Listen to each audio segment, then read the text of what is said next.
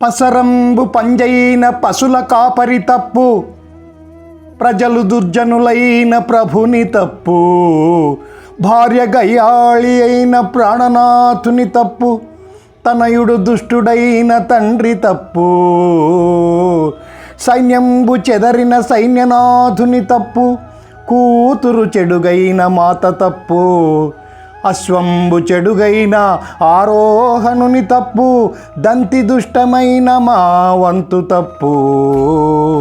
ఇట్టి తప్పులెరుగక ఇచ్చవచ్చిన అటుల మెలగుదురిప్పుడి అవని జనులు. భూషణ వికాస శ్రీధర్మపుర నివాస, దుష్ట సంహార నరసింహ దురిత దూరా.